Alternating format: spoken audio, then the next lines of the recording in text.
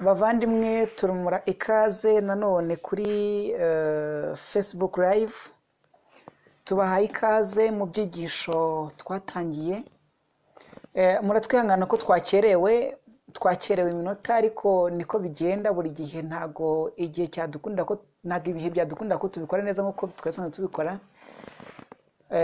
turabasaba imbabazi kuko ntago byakozwe nkuko byari bisanzwe bigenda ariko rero ntabwo biburi bubure gutuma n'ubundi cyari gukorwa gikorwa reka tubivuge gutyo kubera ko n'ubundi abantu barahari n'igihe kirahari nubwo ari gitoya ariko turakigerageza kugikoresha nkuko kiri. Reka rero tubatumire mwese abari buze kuri Facebook live abari bukirebe kimaje gupostingwa ndetse n'abari bucyumvire kuri WhatsApp mwese turabatumiye.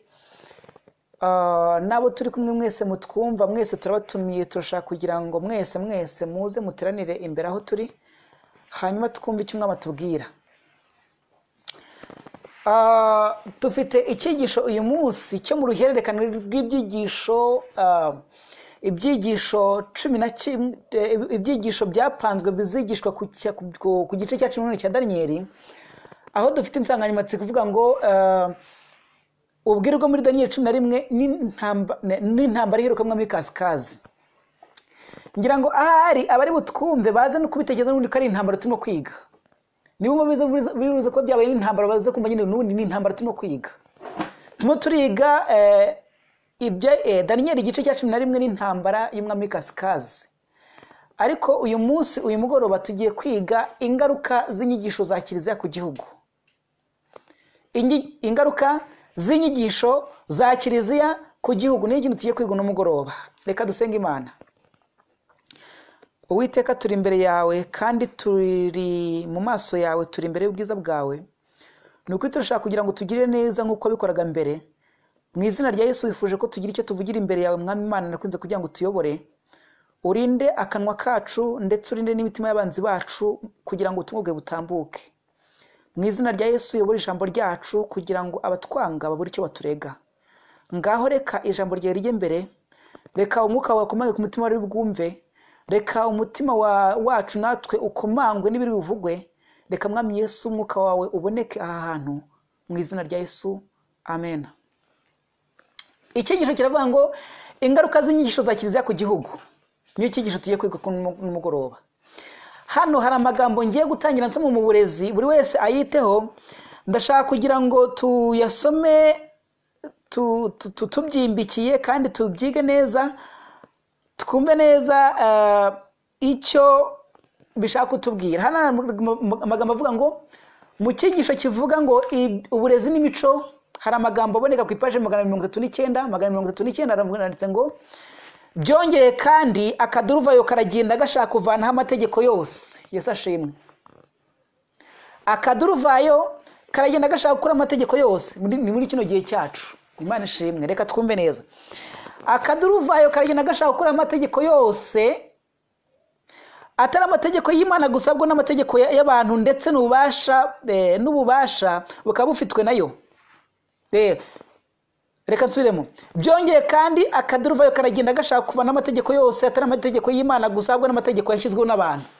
Ngaho da. Akaduruvayo karagenda gashaka gukuraho amategeko atarashyizweho n'Imana gusa ahubwo n'amategeko yashyizweho n'abantu byose bashaka kuvanaho. Akaduruvayo kashaka kuyakuraho. Ese akaduruvayo turimo kumva kaba gahari cyangwa nta gahari iyo tubona amategeko arimo kugenda ashyirwaho tubona ahantu hose harimo kugenda hajya muri agitation. Iyi siri magenda izamura ibisazi ahantu hose mu baturage muri rubanda imyiryane muri rubanda ahantu hose akaduruvayo karagenda kazamuka. Mbese mu yandi magambo imbaraga irimo kugenda ivuka ari mu bategetsi b'isi ari no muri rubanda ubwabo. Imbaraga irimo kugenda ivukamo y'ubwayo irerekana ko mu minsi iri imbere ifite yahazaza nta rutangira irabihari. Handitse ngo byongeye kandi atakaduruvayo karagenda gashaka kuvana amategeko yose atari amategeko y'Imana gusa ahubwo n'amategeko yashyizweho n'abantu. Hano handitse ngo politike y'uko leta ariyo icunga umutungo. Ntago ari njye ubivuze ni byanditswe byari bivuze. Politika y'uko leta ariyo icunga umutungo w'abantu ndetse n'ububasha bukaba bufitwe nayo. Ubwo uburyo butuma abantu bake cyane bakungahara bikomotse gukoresha abandi benshi cyane ugushyira hamwe kw'amatsinda y'abakene bagamije kurengera inyungu zabo n'ibyo bashaka, umwuka wo kudashyira umutima hamwe, kutitegeka no kumena amaraso, gukwirakwira ku isi yose kw'inyigisho zimeze nk'izateje impinduramatwara mu Bufaransa. Ibi byose bishora isi yose mu makimbirane asa n'ayashegesha Ubufaransa. Turimo turiga ingaruka z'inyigisho za Kiliziya ku gihugu. Ubundi si inyigisho za Kiliziya ku gihugu ni izihe, zikomoka hehe? Hano twumvisha ko icyatumye habaho impinduramatwara mu Bufaransa, namubyumvishije neza, icyatumye habaho impinduramatwara mu Bufaransa, icya mbere ni iki?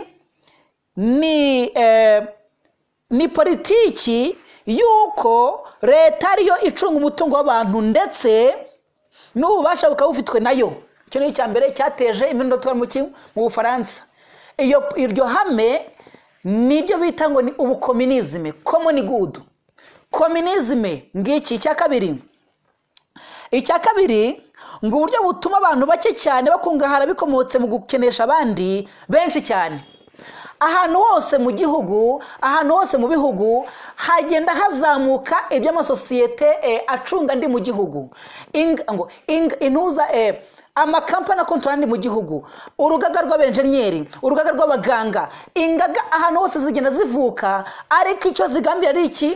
Ari icyo gutuma zikoresha abandi bantu. Mu yandi magambo, ahantu hose amakoperative aragenda afata intera, amakoperative y'abamotari, amakoperative y'abahinzi, amakoperative y'abadozi, amakoperative mu buryo bwose bugiye butandukanye.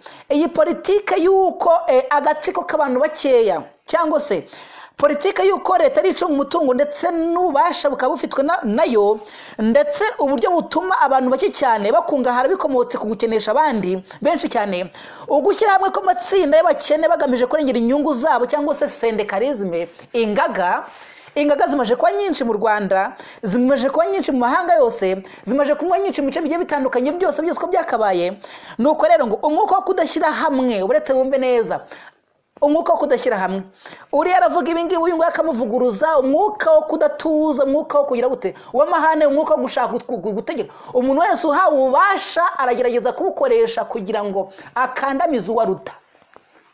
Ejo bundi nari ndimo kujyana n'umumotari, ambwira akantu kamwe, arambwira ngo nari mparitse ahantu moto ngiye kubona mbona umugabo araje wambaye imyenda y'umumotari, araza ajya gufata kontaki. Yari yitwaje iki? Yari yitwaje ko akuriye koperative y'abamotari, kandi kwa kamutegeka cyangwa se ategeka hakura. Mu yandi magambo, ubwo yari ashatse kuvuga ngo dore ndagutegekana no gukanagira ejo. Hari n'undi wigeze kumbwira ngo ku muhanda ngo naparitse moto ngiye kubona mbona araje, arambwira ngo vaho nyitware, ngagenda mugeza kuri kuba bashinzwe. Kandi wareba ibyo babaziza ugasanga ni ibintu by'amaherere, ibintu by'amahugu. Hano rero turasomye ngo ugushyira hamwe kw'amatsinda y'abakene agamije kurengera inyungu zabo n'ibyo ishaka, umwuka wo kudashyira umutima hamwe, kutitegeka no kumena amaraso, gukwirakwira ku isi yose kw'inyigisho zimeze nk'izateza impinduramatwara mu Bufaransa. Njya numva amaradiyo menshi mu Rwanda yarakamejeje, njya numva ibinuza imbuga nkoranyambaga zarakamejeje. Abagabo bamwe baratanga inyigisho za gifilozofi z'ubwenge rwose zuzuyemo ubuhanga, zimeze nk'izatangwaga mu Bufaransa. Bagabo bene data, abatangira ku maradiyo atandukanye, mukwiza izo nyigisho mu gihugu cyanyu, mwamuzi ibyabaye mu Bufaransa, nimuze mwigire mu gihugu cy'Ubufaransa. Inyigisho zakwirakwijwe na Voltaire, inyigisho zakwirakwijwe na Jean Jacques Rousseau wo mu majyaruguru y'Ubufaransa, nimuze mwigire kuri zino nyigisho. Hanyuma namwe abafite politike y'uko leta ari icunga umutungo w'abantu wose ndetse n'ububasha bukaba bufite nayo, ndetse bigatuma n'abantu agatsiko k'abantu runaka ariko kagira ubutunzi runaka, cyangwa se ariko kagira power mu maboko yako. Nimuze mwigire ku gihugu cy'Ubufaransa, nimuze murebe ibyabaye ku gihugu cy'Ubufaransa, nimurebe isi murimo kwerekezamo, nimurebe aho murimo kwerekeza isi, nimurebe ibyo muzitega mu bihe bizaza, ubwo akaduruvayo karimo kugenda kavuga, kandi kakaba gafite umwanya wo kugira ngo gasibeho amategeko arayimana ndetse nashyizweho n'abantu. leta z'iki gihe zihagurukira gukora amategeko y'Imana, leta z'iki gihe zihagurukira no gusiribanga iby'Imana, leta z'iki gihe zihagurukira no kugira gute, no kugira ngo zikanagire iby'Imana ndetse zifate nkaho ntacyo bimaze. Ariko mwebwe abanyamareta, mwebwe abanyamategeko, mwebwe abanyamadini, mwebwe abanyamakuru, abantu bose mu bice bigiye bitandukanye byo mu gihugu, nimuze mwigire kuki kujya mu Bufaransa. Akaduruvayo karagenda gashaka kuva n'amategeko yose, atari amategeko y'Imana gusa, habona amategeko yashyizweho n'abantu. Ayiga mana.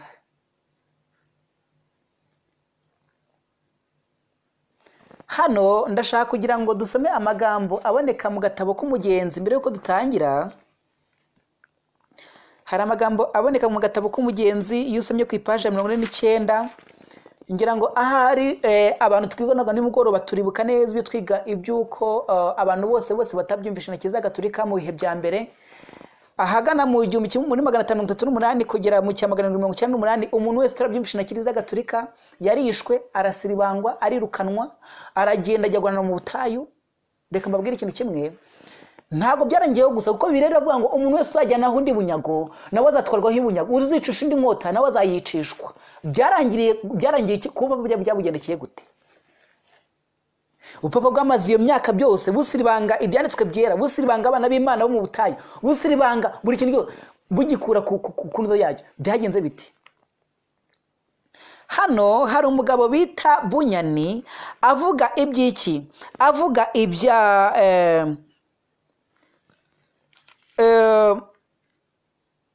yavugaga iby'ubupapa, arimo kuvuga iby'ubupapa, ari ku iherezo ry'igikombe bita mucisha bugufi. Hari amagambo nshaka kugira ngo avuge mu byo yavuze hano, nshaka kugira ngo twiteho. Igikombe bita mucisha bugufi yakimwonemo ibintu bitandukanye nk'ibyo abakristo bahuye nabyo, ariko ndashaka kugira ngo hano mwumve neza icyo yavuze. Uyu Bunyani avuga ibi ngibi, haranditse ngo igihe yari ari mu gikombe cyitwa mucisha bugufi, hari amagambo, hari ibintu yabonye ngo nuko ndota yuko aho igikombe kigarukiye naho igikombe kigarukiye. Kandi mwibuke neza ko itorero ry'Imana ryajyanywe mu butayu, ariko ryagomba kuva mu butayu rigize gute, riri mu gituza cy'umukunzi waryo, nk'uko twari tubisomye mu ndirimbo za Salomo. Ubutware uretse wumve neza, ndetse ngo nuko ndota yuko aho igikombe kigarukiye hari amaraso n'amagufa n'intumbi z'abantu bavuga ngo bavunaguwe n'ivu by'ababatwitse. Nibo bagenzi banyuze muri iyo nzira kera banyuzemo bava hehe. Uyu ni Bunyani wo mu kinyejana cya 17 wo mu itorero ry'Ubwongereza, waje kuba umubatista. Ajya kwandika kano gatabo k'umugenzi, yavuze ishusho ngereranyo y'abantu batwitswe, ndetse n'ivu ryayo rikaba rihari n'amagufwa yaryo bikabiga bigaragara ku iherezo ry'inzira y'igikombe bita mucisha bugufi. Igikombe bita mucisha bugufi. Nuko rero ngitangara maje kubona ayo magufwa, ngitangara nshidikanya impamvu y'ibyo, mbona imbere yanjye ho hato ubuvumo bwabagamo kera n'ibihanda bibiri. Ibyo bihanda bibiri ngiye kubivuga ni ibihe? Icya mbere ni inzika y'iby'idini. Inzika y'iby'idini mbese ni iki? Mbese abantu batwitswe kera, abantu bishwe kera, abantu babambwe kera, abantu bavunagwa amagufwa kera, bazira iby'idini, bazira iby'imyemerere, ntari bandi. Nzika y'iby'idini, ndetse cya kabiri ni nzika y'abisi. Mu yandi magambo, hari ubutegetsi bw'iby'idini bwafasha abantu burababamba, bufatanyije n'ubutegetsi bw'ibyisi cyangwa se civil government and religious government which collaborated together kugira ngo bice abakristo. Yo amagambo aboneka ku ipaje 66 ya gatabo k'umugenzi. None rero biradukomeye kugira ngo tumenye mbese aya magufwa y'abantu bahawe Imana, izi ntumbi z'abantu bahawe Imana, iri zivu batwitse na nzika y'idini na nzika y'abisi, ko tubona muri kino gihe hariho ikintu kimeze nk'umudendezo w'idini umaze igihe kirekire cyane. Uhereye mu 1998 umudendezo w'idini wajeho. Mbese byaturutse kugira ngo umudendezo w'idini uboneke, byaturutse ihe kugira ngo iby'Imana byongere byamazwe ku isi yose, Bibiliya zongere zizenguruke aho zari zarabitswe, hanyuma zongere zive mu buhungiro. Hanyuma ni gute itorero ry'Imana ryavuye mu butayu rikajya guhanura ahagaragara, tubona ubukristo bugeze nk'aho bugeze ahangaha? Byakomotse kuki? Ubwo mu yandi magambo, kugira ngo itorero ry'Imana ryahagaragara, icyarijyanaga mu butayu ni inzika y'iby'idini aribwo bupapa, na nzika y'iby'isi aribwo butegetsi bwa leta bwarafatanije hamwe kugira ngo bukandamize iby'Imana, kugira ngo bihondagurire iby'Imana, ndetse ngo bitume itorero ry'Imana rijya mu butayu. Hanyuma rero ubwo nzika y'iby'idini kuko ari we provocateur cyangwa se wabiteraga yagomba kuba kuweho, hanyuma byagomba kugenda gute? Itorero ry'Imana ryagomba kujya ahagaragara. Ubwo niba mubyumva neza, Bunyani arimo aravuga kujya kumva k'ubupapa.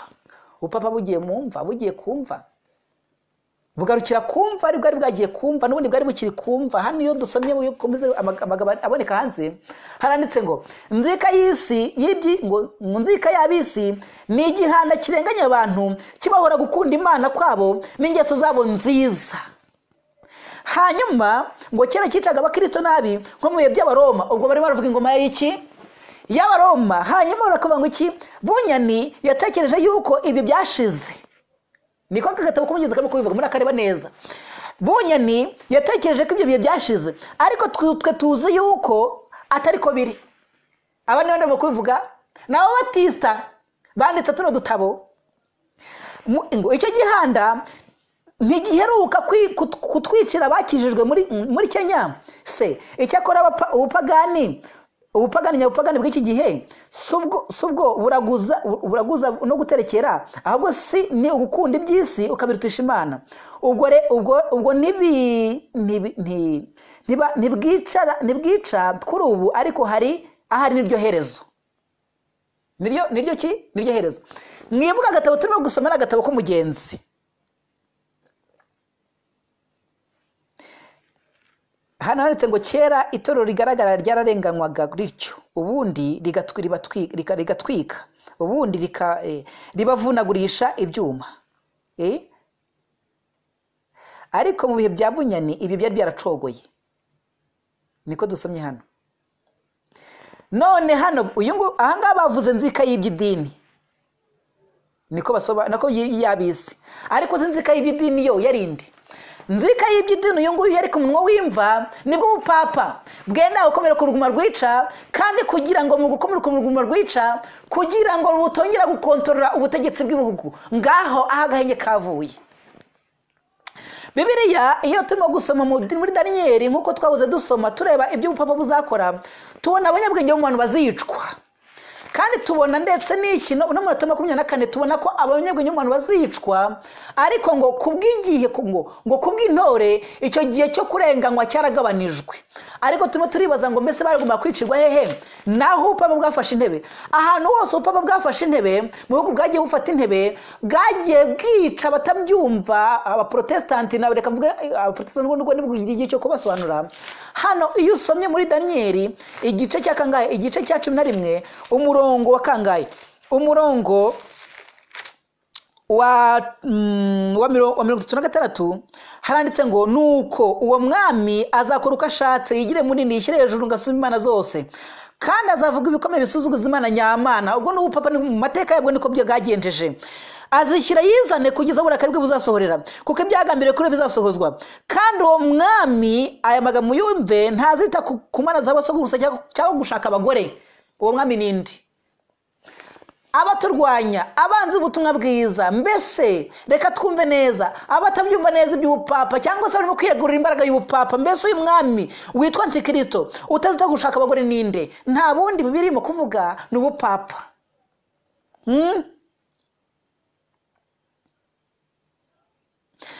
Kandi uwo mwami ntazita ku mana z'abasokuruza cyangwa gushaka abagore cyangwa cyitwa imana cyose. Ariko dugarutse ku 33 haranditse ngo 32 ngo abaca mu isezerano zobesha kubashyisenga. Uko niko byagenze. Ikindi ariko abazi Imana yabo bazakomera bakora iby'ubutwari. Bumva amagambo meza cyane. Kandi abanyabwenge bo mu bantu bazigisha benshi. Yesu ashimwe.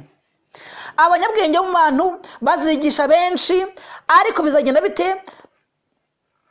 ariko hazaba igihe kirekire bicwa n'inkota n'umuriro bajyanwa ari imbohe. Ibi byabaye ryari? Yesu ashimwe. Twari tubonye ko byabaye ku Bavoduha, tubona ko byabaye ku Waridense, tubona ko byabaye ku Barijibense mu Bufaransa. None se kagatsiko kudutsiko twose twatetsembye tugakomeza guhana mu butayu kugeza ubwo twabaye nk'utuneshejwe, amavuga butumwa bakoze agasa n'aneshejwe nubwo ataneshejwe. Mbese byagenze bite kugira ngo ubupapa buzagere ku iherezo bugize gute butsinzwe? Ubufaransa ubupapa kugira ngo buzagere ku iherezo butsinzwe byakomotse hehe? Ubupapa kugira ngo buzagere ku iherezo bugize gute bukubiswe uruguma rwica nk'uko birabivuze, mbese byahereye hehe? Hagomba kuvuka imbaraga izana akaduruvayo, imbaraga birageranyije n'imbaraga iturutse kuzimu, hanyuma ikagenda bite iyo mbaraga igatuma ikubita hasi iby'idini, igakubita hasi n'ibyiki n'ibya leta. Kuko twavuze tubisomana ngo byongeye kandi akaduruvayo karagenda gashaka kuva n'amategeko yose atari amategeko y'Imana, ahubwo n'amategeko yashyizwe n'iki n'abantu. Hano rero reka mabwire ikintu kimwe, imbaraga irimo kugenda itera imbere yo kurwanya iby'Imana, imbaraga irimo kugenda itera imbere yimika inyigisho z'ubupapa, inyigisho z'ubukomunizme, inyigisho z'ubukomunigudu, inyigisho z'ubusosiyalizme, inyigisho z'iki inyigisho z'uko umuntu wese yuko ubutunzi bwose bugomba gukontorwa na leta, inyigisho yuko ubutunzi bugomba gusigara mu gatsiko k'abantu bakeya.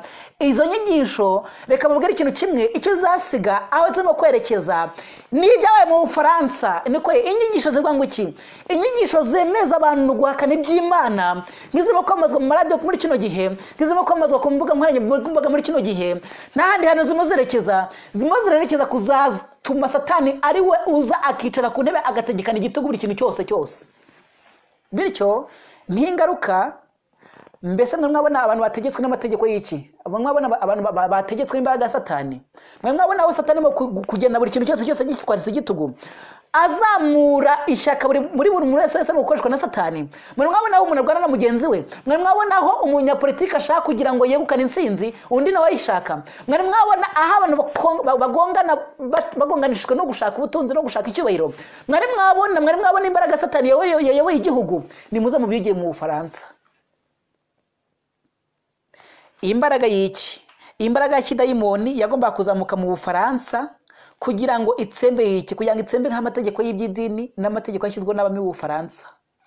Uvuye kuri Ludovico wa 14 ukajya kuri Louis XVI wa 16, Ludovico wa 16 cyangwa se Louis XVI wa 16.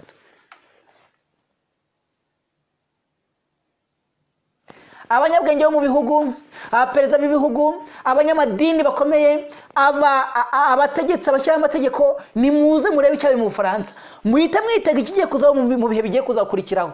Imbaraga igiye kuzakurikiraho irimo iratutuma muri kino gihe, iratutuma mu bategetsi b'ibihugu, iratutuma mu bayobozi b'ibihugu, iratutuma mu baki, iratutuma mu banyamadini bo mu gihugu, irimo iratutuma mu banyamakuru, iratutuma mu baki, muri rubanda murimo muramamaza inyigisho zizabageza ku cyabe mu Bufaransa. Kandi ni ku isi yose ikintu kinacyo kibabaje. Ahagana mu mwaka, mu ngira ngo ahari igihe ubupapa bwari bumaze gufata ingoma, bumaze kwica abahugeno, bumaze kwica abawaridense n'abajibense ndetse n'abaki abo mu misozi ya Piemo, bamaze kubica. Ubu byabaye nka ubupapa bwigaruriye imbaraga zose z'isi yose. Bwaragiye bufata ibihugu, bufata igihugu cy'Ubwongereza, bufata igihugu cy'Ubudage, bufata igihugu cya Alemanye, bufata igihugu cya Suisse, bufata igihugu cya ahantu hose ubugaturika burafata. Naharangwaga ubukristo bw'umwimerere bwabo ngo ubukristo buri primitive, baheje ingabo zijya kubutsemba. Aho ubugaturika butageze, hoherejwe abayisilamu kugira ngo bajye guhirika ubutegetsi bwari buriyo, byarangiza bikarangira batanahavuye. Kiliziya Gatolika yafashe imizi ahantu hose ku isi yose, ifata mu bice bitandukanye by'Uburayi, ifata muri Armenia, ifata muri Scotland, ifata muri mu Buholandi, iragenda izenguruka ahantu hose irahigarurira. Kandi uko yahigaruraga niko yagira gute? Niko yashyiragaho amahame yo gukandamiza, yo kurenganya, yo gusunikira abahakana ubutegetsi bwayo mu butayu. nimugora twaye twize neza uburyo bakiza mu Rwanda niko abateka agiye tubwira abasaza bajya batubwira ngo bafataga iki ngo bafataga Bibiliya bakakwigisha ngo bakumva utagize gute bakumva batagukonvense bagafata imbunda bakagutunga kandi abanyamateka nabo bo mu Rwanda barabizi neza uburyo amateka nako kizagatulika mu Rwanda irazwe usibye no mu Rwanda no hakurya hano muri Kongo ibyahabereye murabyibuka bityo rero muri kino gihe umutegetsi wese asiga akangananijwe na Kiliziya Gatulika cyane ko no muri kino gihe rero basigaye banabashyiraho benshi bambaza ngo nta gihamya ufite ariko mfite inyanya cy'ibyanditswe byera inama zanyu zikorwa mu ibanga nta washa kuzigeramo ariko Bibiliya bivuga ngo umuntu wese uzamugezanya umutwe ni wazahereza ubutegetsi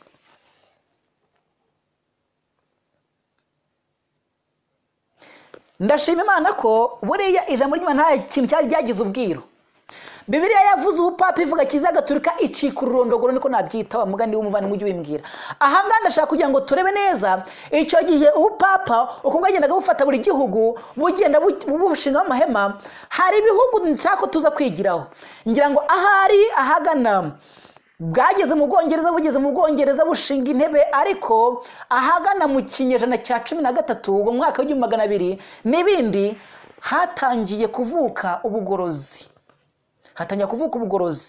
ahantu hose ubugorozi bwavukaga ngira ngo ahari uko nababwiye ubugorozi butandukanye n'ubuwaridense n'ubwarijibense bwo mu Bufaransa kuko ubugorozi bwaje mu kinyejana cya 13 igihe ubuwaridense n'ubwarijibense bwabayeho uhereye muri 538 kugeza mu ngira ngo ari nko muri 700 naburegenda gusa naho buzimiye bitewe nuko ubupapa bwaburenganya bwaratsembwe cyane ariko iyo ugeze mu mwaka 532 umugabo bita John Wycliffe wiswe inyenyeri y'iki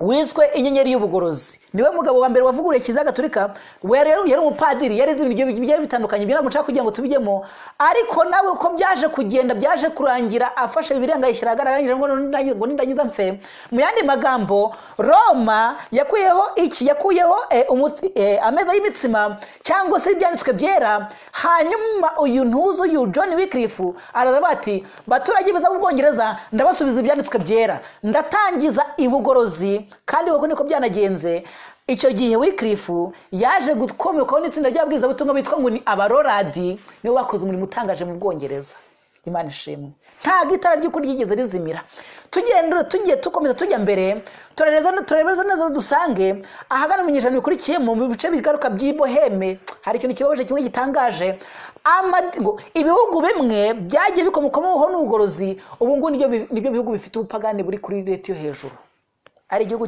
cy'Iboheme njya mbona ibikorwa mu gashyamba k'Iboheme Bohemian Grove mbona mu Budage ukuntu byagenze ahantu hose hagiye hacana umuco w'ubugorozi buvugurura inyigisho za Kiliziya Gatulika mbega habibwa ubupagani hanyuma birakomeza bijya mbere iyo ukomeje ukareba uburyo ubugorozi bwagiye butera imbere uragenda usanga mu kinyejana ngirangari cya 14 na 14 niho haje kuzamuka abagabo babiri umwe bita ngo ni Husi undi bita ngo ni Jerome nabo bagira gute banyeganyeza ubupapa barangije kunyeganyiza ubupapa ariko ubupapa barabufata batwikira ku mambo uko ari babiri babita ngo nabahakanye ngo bambitswe imyenda ya Satani barabatwika noneho nanone uwitwa ngo ni John Wycliffe we uko babigendeje we ngo yapfuye urupfu rw'ikirago ariko nyuma yo gupfa amaje no guhambwa ngo baragiye batabura amagufwa ngo yajugunya ku gasozi ngo baratwika ngo uyu muvura bwaragase ntakwiye kugira gute ntakwiye kujya hehe ntakwiye kujya ku mutaka bwa Kiliziya Gatulika mu yandi magambo ubutaka bwose bwari ubwa Kiliziya Gatulika muri bihe byagize gute bihe byashize communisme socialisme common good umwanzi w'umudendezo w'umutima nama amahame ya gishitani arimo kwimikwa muri kino gihe iyo ukomeje neza gatoya iyo ugiye ubundi abo bose bari integuza z'ubugorozi ntago ubugorozi bwe bwakageze ku ntego ubugorozi bwe bwagezweho bwe bwatangiwe na Wycliffe bukomezwa n'abo bagabo babiri Husi na Jerome no mu bice bigiye bitandukanye hari habo bita ngo n'abamorave bagiye baboneka mu biri ibyo bihe ariko nanone haje kubaho iki haje kubaho ikintu kimwe kiremereye, icyuko mu kinyejana cya 16 ahagana mu mwaka 515 havutse umugorozi. Uwo mugorozi nta muntu wabasha kumuhagarara imbere kubera ko arashyigikiwe n'Imana, kandi Bibiliya ibyanditswe byera umwuka w'ahanuzi, iyo dusomye igitabo cy'intuza cy'intambara ikomeye ngo murakireba ndagifite, kitubwira ko ari we wikubitiro mu bugorozi, mwagomba gushinga ubugorozi bw'ahama.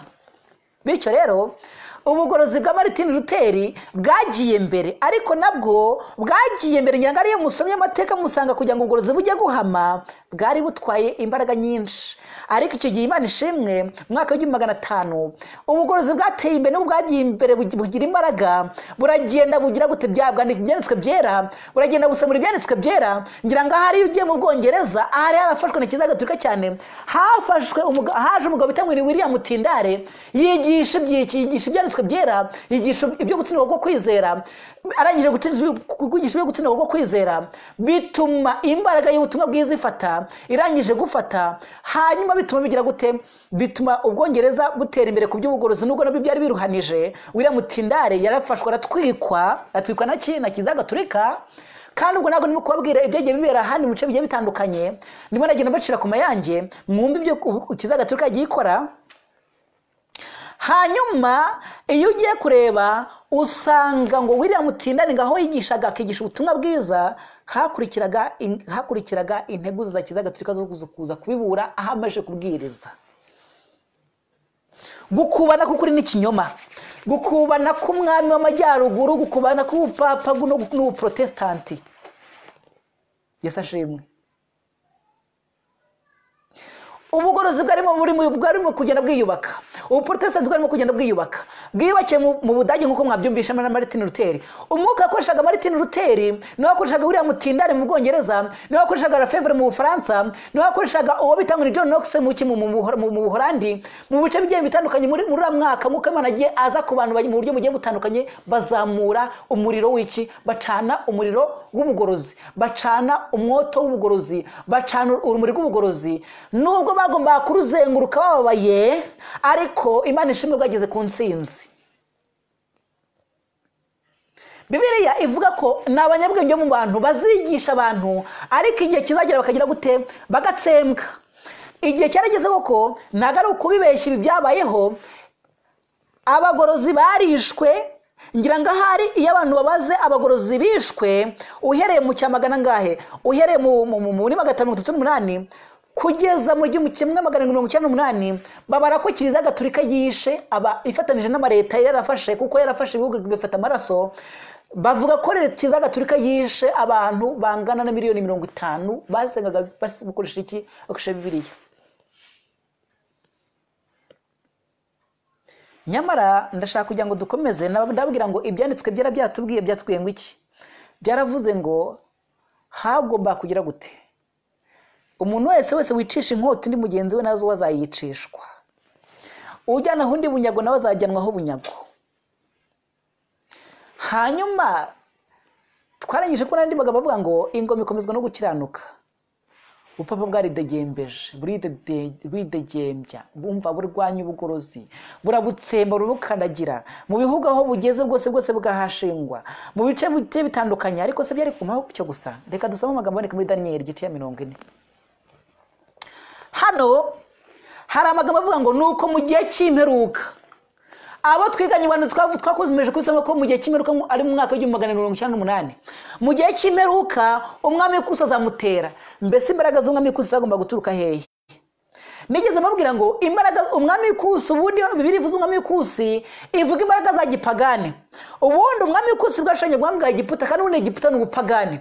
Egiputa yo hambere yari yarashajwe, niyo ngo yarafashwe na Kiliziya Gatolika. Ntago ari Kiliziya Gatolika ntabwo agomba kurwana n'iki na Egiputa, kuko Egiputa intambara y'iby'umwuka niyo yarigezwe, ntabwo ari intambara y'iki y'ubutegetsi bwa gisivili yagezweho. Hanyuma rero ubwo intambara y'umwami Kusi hagomba kuzamuka ubundi bwami bw'ubupagani. Bibiliya yabwise Egiputa na Sodomu mu mvugo y'iby'umwuka. Amatwara yagaragaje Sodomu na Egiputa mu mvugo y'iby'umwuka. Ubwo mu yandi magambo gusayisha nk'ibya Sodomo ndetse n'ubupagani nk'ubwa Egiputa. Nta kindi gihugu cyasohoje ibyo ngibyo keretse igihugu cy'Ubufaransa. Egiputa yaravuze ngo, umwami wa Egiputa yaravuze ngo mbese Farawo mbese Uwiteka ninde ngo mwizere nemere ibyo avuga ndekura Abisiraheli. Mu yandi magambo yasozuguye ibyo Imana yavugaga icyo gihe. Ubwo ndavuga nde? Farawo. Hanyuma nanone hagombaga kuboneka, ni igihugu cyagomba gusoza ubuhanuzi bw'ibintu bibiri. Icya mbere ni ubuhakanyi bwa Egiputa ndetse n'ubwa Sodomo mu mvugo y'iby'umwuka. Mu yandi magambo gusayisha mu by'ubusambanyi, hari igihugu cyagomba gusoza ibyo ngibyo. Tujya mbere, iyi mbaraga yagomba kuzamuka. Bibiliya yise mu gice cya 10 cy'ibyahishuwe, igice cya 10 cy'ibyahishuwe, iyi mbaraga Bibiliya yigereranije n'imbaraga y'inyamaswa iturutse ikuzimu. Inyamaswa ivuga ubutegetsi bw'Ubufaransa bwavuye kuri Puwe, aho bwari buyobowe na cyami, buyobowe na Kiliziya Gatolika. Abami bakurikiraga ba Ludoviko, biza kugera ubwo Ubufaransa buje kuzamukamo imbaraga ya gipagani. Muri icyo gihe Imana yakuye imbabazi ku gihugu cy'Ubufaransa, irangije gukura imbabazi ku gihugu cy'Ubufaransa. Hanyuma Satani araza yicara ku ngoma. Arangije kwicara ku ngoma, bituma imbaraga yari yibitse mu Bufaransa y'amasosiyete akora mu ibanga, imbaraga za gipagani zihamburwa. Zimaje guhamburwa, hanyuma ziraza zitegekana Ubufaransa igitugu. Kandi zirangije gutegekana Ubufaransa igitugu, Ubufaransa buragenda busenya amategeko y'igihugu, busenya n'amategeko y'ubupapa, busenya iby'idini, busenya n'iby'igihugu, burangije gusenya n'igihugu. Kandi biza kurangira Ubufaransa bufashe Papa Pius wari icyo gihe, burangije buramufunga. Bukurikije ubwicanyi bwagiye bukorwa mu bihugu ubupapa bwagiye bukoreramo, Ubufaransa bwagezeho bufata Bibiliya nk'ikintu cy'amategeko y'inzaduka, amategeko abuza umudendezo. Nguko byagenze. Hano ndashaka kugira ngo mbasomere neza amagambo aboneka hano, nyabacemo twihuta kugira ngo tubone kujya mbere. Hano haranditse ngo igihugu cy'Ubufaransa ngo cyanze imbaraga yajyaga guhindura abaturage bacyo. Ngo ubugorozi mu bindi bihugu bwarigezemo barabwakira, ibihugu bimwe bwabugiriye tolerance, nk'igihugu cy'Ubudage, nk'igihugu cy'Ubwongereza, ngo byagize amahoro nubwo atari amahoro yose, ariko nta gihugu kigize kigira amahano nk'igihugu cy'Ubufaransa. Kwanga ubutumwa bwiza, kwanga ubugorozi, tugiye kureba ingaruka z'Ubufaransa kugira ngo uzange ubugorozi aho bwabugeze. Ubufaransa bwageze igihe bwica abagorozi, bwica abahugweno, abasigaye babashyira mu makasho, bangije kubashyira mu makasho bapfiramo, abandi babaforusa gusohoka mu gihugu ngo barabirukana. Hanyuma hari ikintu cyakurikiyeho mu Bufaransa. Hakurikiyeho iki? Ni ikintu gitangaje. Hari umugani, hari abantu bajya batubwira, hari umukije bavuga ngo niko yagenze bara umupfu, niko bajya babivuga. Ariko ibyo mu Bufaransa nabyo ubabibara yakumva atagize gute, atabasha kubona ururimi rubivuga. Reka tuvuge ibyanditswe byera, reka twumve ibyanditswe byera bivuga. Haranditse ngo, reka dusome. Haranditse ngo iki? Umwuka w'umudendezo wari wajyanye na Bibiliya. Ese murabyumva aya magambo? Mu gihugu cy'Ubufaransa, umwuka w'umudendezo wari wajyanye na Bibiliya. Ahantu hose ubutumwa bwiza bwari bwaragiye bwakirwa, intekerezo z'abantu zarakangukaga. Abantu batangiye kwibohora iminyururu yari ibaboheye mu bujiji. Ubutumwa bwiza bwagiraga abantu barakangukaga bakava mu minyururu babohesha ubujiji, bakava mu ngeso mbi, ndetse bakava no mu migenzo y'ubupfapfa. Batangiye gutekereza no gukora nk'abantu bazima. Abami barabibonaga maze bagahinda umushyitsi kubera ubutegetsi bwabo bw'igitugu. Reka twumve neza. Kubera Kiliziya Gatolika, ubwami bwo mu Burayi, bw'ibihugu byo mu Burayi bwari bwaratwawe n'ubutegetsi bw'igitugu. Ubundi buri gihe Kiliziya Gatolika aho igeze ifavoriza ubutegetsi bwa cyami. Reka mbabwire ikintu kimwe, ubutegetsi bwa cyami, ubutegetsi bw'igitugu buva kuri Kiliziya Gatolika, naho ubutegetsi bwa Giprotestanti, ubutegetsi bwa Kidemokarasi, ubutegetsi bwa Kirepubulika buva kuba Protestanti. Buva ku Protestanti. Ngira ngo hari umuntu wabuharaniye bwa mbere akabushimangisha amahame ye, ni umugabo bita ngo ni George Washington wo muri Amerika. Tuzagira icyo kubyiga. Hanyuma abami mu Burayi barimo barabona abaturage babo bakangurwa bava mu bitotsi ndetse bava no mu bujiji, hanyuma bikagira gute bikabatangaza. Abami babibonaga maze bagahinda umushyitsi kubera ubutegetsi bwabo bwabaga ari ubw'igitugu. Ntabwo Roma yatinze gukaza ubwoba bwayo bushingiye ku ishyari. Mu yandi magambo, Kiliziya Gatolika ubutegetsi bw'i Roma bwatangiye kubwira abami babakangurira, babatera ubwoba, buzana ibintu byo gutera ubwoba, fear agenda. No muri kino gihe hakoreshejwe ingamba zigiye zitandukanye, harimo hagize nazo bafite ngo ni fear agenda. Bimwe bikaza byiyoberanije mukagira ngo niko ibyo bavuze biri realistique, nyamara ari ibinyoma bigambiriye gutera ubwoba kugira ngo bigire ibyo bikuraho burundu, nimara gukuraho ibindi bifata intebe, kuko nako bakoresha amahame asanzwe bitafata intebe. Ni igitangaza. Nuko rero Roma ikangura umwuka w'ubwoba, hanyuma arangije gukangura umwuka w'ubwoba, handitse ngo ntabwo Roma yatinze gukaza ubwoba ubwayo bushingiye ku ishyari. Yakangazaga ubwoba bushingiye ku ishyari. Papa ntabwo ari ubwoba bwari buri realistique, ni ubwoba bushingiye ku ishyari. Papa yabwiye umusimbura w'umwami w'Ubufaransa ati buriya bupfapfa ubwo arimo aravuga ubugorozi, buriya bupfapfa avuga inyigisho zo mu Protestanti ngo ntibuzatera urujijo kandi ngo busenye idini gusa, ahubwo bizatera urujijo n'ibikomangoma n'abakomeye kandi busenye amategeko, gahunda n'inzego byo mu gihugu bigira gute bisenyuka. Arakomeza avuga ngo mu myaka mike yakurikiyeho intumwa ya Papa yaburiye umwami iravuga iti nyakubahwa, ntibakagushuke, abaprotestanti bazabagambanira, ngo bazabangamira umwami, bazabangamira imigenzereze myiza y'ubutegetsi ndetse n'iby'idini. Mu yandi magambo, ubupapa bwagambaniye ubuprotestanti mu Faransa, babubwira ngo ntabwo ubuprotestanti uzagira gute, ntabwo buzahungabanya Kiliziya Gatolika, ahubwo buzahungabanya n'ubutegetsi bw'igihugu. Umwami rero ukunda kwikunda ubutegetsi bw'igitugu bw'icyo gihe, nta kindi kintu bwari kubyura, bwari kugira gute, bwari kuvura, cyari kihe, cyari cyuko nyine iyo umuntu ukoze ku cyubahiro cye ukakora ku butegetsi bwe, aha niyo byaba ari ibinyoma araguhagurukana. No muri kino gihe giheruka ubutegetsi bw'igitugu bwambaye umwenda wa demokarasi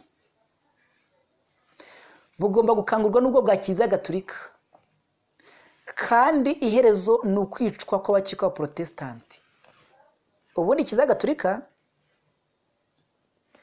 ubuprotestanti bucyaduka bwanganye na Kiliziya Gatolika, ku iherezo ubuprotestanti bugomba guhanguka. Sinzira mutabibona ko ubuprotestanti bwarangije guhanguka. Abaprotestanti buzabangamira imigenzereze myiza y'ubutegetsi ndetse n'iby'idini. Ingoma iri mu kaga, umvira iterabwoba, ingoma iri mu kaga kamwe n'ak'itorero ririmo. Gutangira kw'imyizerere mishya uko byagenda kose bigomba kuzana n'ubutegetsi bushya. Uretse wumve neza, mu yandi magambo, amagambo nyasubiremo, gutangira kw'imyizerere mishya bigomba kugendana, uko byagenda kose bigomba kugendana n'iki, n'ubutegetsi bushya. Mu yandi magambo, mwari muriho muri abategetsi bashyigikira Kiliziya Gatolika, none rero ubwo nimwemere ubuprotestanti mukakira ubuprotestanti ukurikiza ibyo abaprotestanti bavuga, nimwemereho imundi bwami. Ubwo mu yandi murumva ikintu Roma ibibye, mwacyumvishe, ngicyo ikigomba gukurikiraho hano. Abizi iby'iyobokamana bashyiraga ibitekerezo bibi mu baturage, bababwira yuko inyigisho za giprotestanti zishora abantu mu bintu by'inzaduka by'ubupfapfa, zikangura umwami urukundo rukomeye zakundwaga n'abo bayoboraga n'abo bayobora, kandi zigasenya itorero na leta. Itorero na leta rimwe riragira gute, rirasenyuka. Ubundi Roma ikiranga mu binyejana byayo byose ni ugukora umudendezo w'umutimanama. Nicyo kiranga Roma mu bihe byose. Roma mu bihe byose irangwa no gukora umudendezo w'umutimanama. Ngiki kiranga Roma mu bihe byose. Yesu ashimwe. No muri kino giheruka bakoresha ikintu bitanga ni common good cyangwa se byiza rusange, bakoresha amateori yabo ya socialism ndetse na communism. Common good ubundi ayo mahame yashinzwe nani, reka mubibutse. Mwamuzi umugabo bitanga ni Karl Marx wo muri revolution industrielle ahagana mu 1700, mwamwibuka ko Karl Marx ariwe fondateri w'ibintu bita ngo ni syndicalisme cyangwa se ibyo gukora amasosiyete yo kurengera uburenganzira bw'abakene cyangwa se kwishyira hamwe kugira ngo baregere inyungu runaka, amatsinda y'abakozi yishyira hamwe kugira ngo arengere inyungu zabo. Mbese mwari muzi ko ibintu by'ingaga byafonzwe fondateri wabyo ari umugabo bita Karl Marx, kandi Karl Marx yari umujesuite. Marxism theory ngaha aho Papa Francis atugejeje muri kino gihe, kandi si yose ba universal approach. Mu yandi magambo, kora ibintu utabitekerejeho, iyo niryo hame rigiye kuranga amahame ya gipolitike n'amahame y'amadini. Mu yandi magambo, kora ibintu utabitekerejeho, irukanka utazi urimo kujya utwawe n'ubwoba runaka cyangwa se ikintu runaka, kandi uharanira ibyiza rusange. Bityo we kwireba wowe ubwawe wenyine, we kuzajya kwirebaho individualism ntabwo ikenewe. Oya, fata imyumvire rusange, universal approach. udutsiko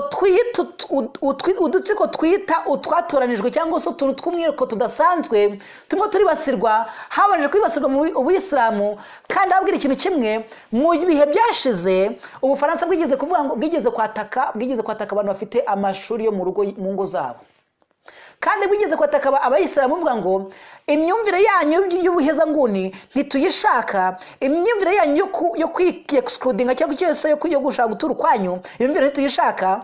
Iyo myumvire yanyu yo kugira ibyo mwihariye, mugomba kugira imyumvire imurikiye. Mu yandi magambo, musigare muri Ubuyisilamu, musigare muri Adventiste, ariko amahame y'Ubudivantiste, amahame y'Ubuyisilamu muyajugunye, muyashyire ku ruhande kugira ngo mubane n'abandi amahoro.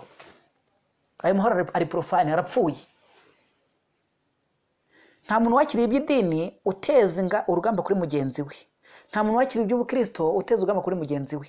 Ariko kugira ngo nkirase amahame yanjye, kugira ngo numvire iby'inyigisho ya Kiliziya Gatolika ya communism socialism, ibyo biri profane, simbyemera, mbihakanye ku mugaragaro.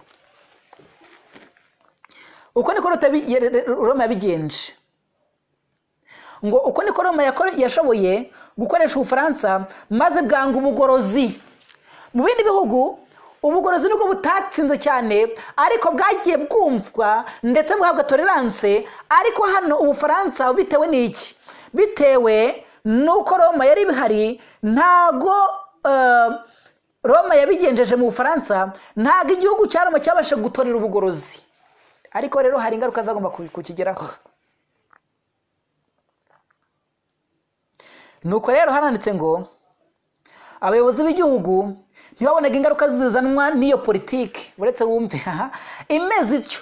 Inyigisho za Bibiliya ziba zarashyize mu bitekerezo mu mitima y'abantu amahame y'ubutabera, kwirinda ukuri, gukora ibitunganye n'ubugiraneza byo pfundo ryo kugubwa neza kw'igihugu, gukiranuka gushyira ubwoko, uretse wumve, gukiranuka gushyira ubwoko hejuru, kandi kuko ingoma ikomezwa no gukiranuka. Ubwo rero iyi ngoma idakiranutse murabivuga ihinduka umusaka. Mu yandi magambo, igihugu cy'Ubufaransa cyagomba kuba umusaka, kandi byarangiza mu kuzuka kwacyo kigahindukirira ubupapa bukajya kubukura ku ngoma. Hanyuma reka dukomeze tujye mbere. Hano turakomeza tuvuga ngo haranditse ngo umurimo wo gukiranuka ni amahoro, kandi biva mu gukiranuka n'ihumure n'ibyiringiro bidashidikanywa iteka ryose. Umuntu wumvira amategeko y'Imana ntazaba kubaha no kumvira amategeko agenga igihugu cye.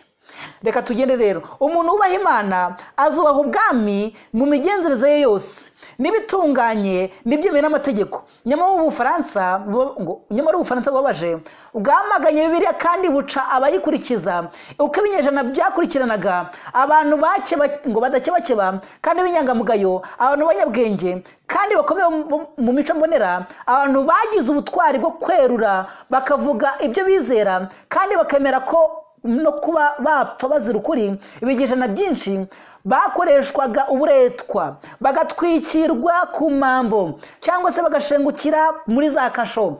Abantu ibihumbi byinshi baboneye umutekano mu guhunga, kandi ibi byakomeje kubaho mu gihe cy'imyaka 250 kuva ubugorozi butangiye. Ntabyumvishe? Ubugorozi bwatangiye mu cya 500 imyaka 200 ni mu cya 700 nguko byagiye bigendekera ubugorozi cyane cyane umugabane munini ni mu Bufaransa byabereye. Iyo ugenzuye ukareba ubwicanyi bwabereye aho bita ku ngoro mutagatifu Bartolomeo tuzabyiga ejo. Ndabona ubu tutari bucyangije ko ndabona amasaha yagiye amasaha yagiye. Iyo urebye ubwicanyi bwakoreye ku ngoro y'umutagatifu mutagatifu Bartolomeo cyangwa se Bartolomeo ukareba imihango gipagani yakoreye kuri kiliziya bitire Notre Dame yindi yahiye ejo bundi sinzi cyayitwitse ahari no umujinya w'Imana bite n'ukuntu yahiye kandi bite n'ibyaho yikorewemo n'abantu bicamo ukuntu bangana aba protestanti. Wareba ibyakorewe mu bice bitandukanye by'Ubufaransa muri Rio mu bice bigiye bitandukanye handi muri amastade mureberamo imipira ibyaberemo nagahoma munwa niko yagenzi bara umupfu niko bajya bacumugana mu Kinyarwanda.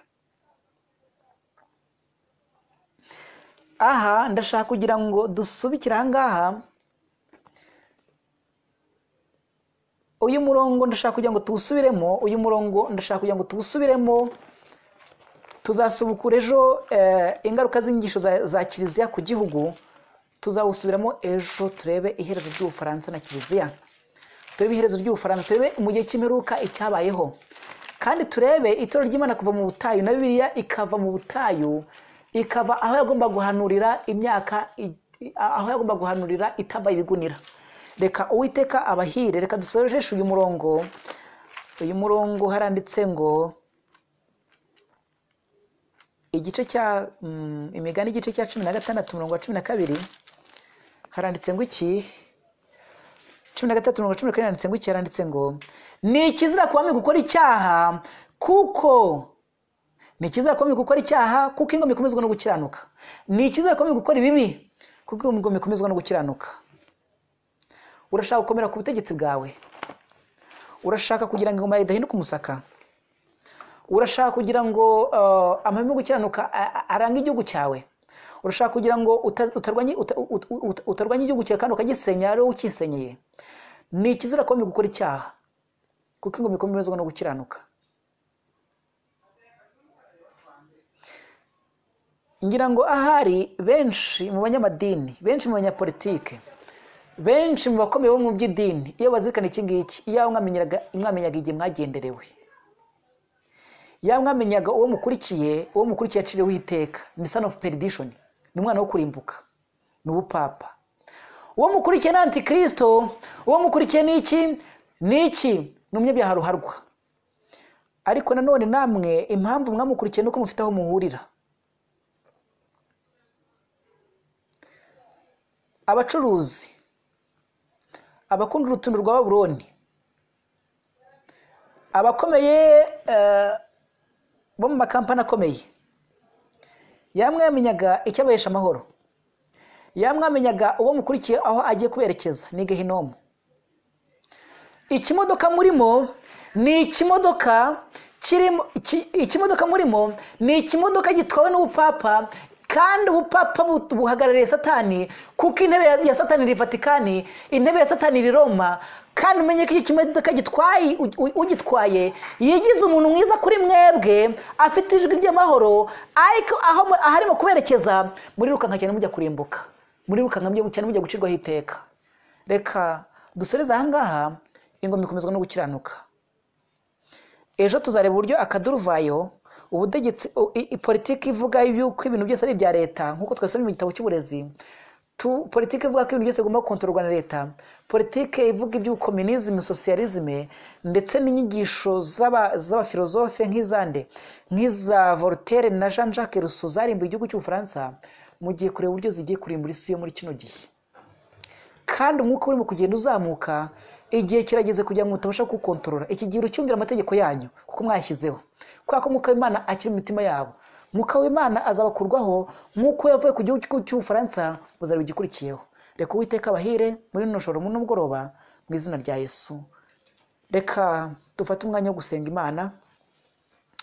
Uwiteka tusabye kugira ngo bene data tubwirije ubutumwa bagira imyumvire myiza kuri buno butumwa, kandi natwe tugusabye uburinzi buturuka kuri we kugira ngo Umwami Yesu n'ibigihe cyacu cyo gutangwa kitaragira ntuturekure. Mwami Imana yacu ntabwo tuzapfa nk'inka, tuzapfa nk'abakiranutsi imbere yawe ko tuciye umutima uca bugufi gushakana umwete. Uwiteka dufashe kandi tugenderere mwami Yesu, twuzuze imbaraga no gukomera, uduhe kuvuga ubutumwa nk'uko ubudutumye. Reka twe kuvuga nk'uko leta ibudutumye, reka twe kuvuga nk'uko amadini abudutumye, reka twe kuvuga nk'abakanganirijwe n'ibyo tubona, reka tuvuge nk'abafite umwuka wera kandi nk'abakomejwe no hejuru. Ngaho dufashe muri byose mu izina rya Yesu, amen. Maranatha.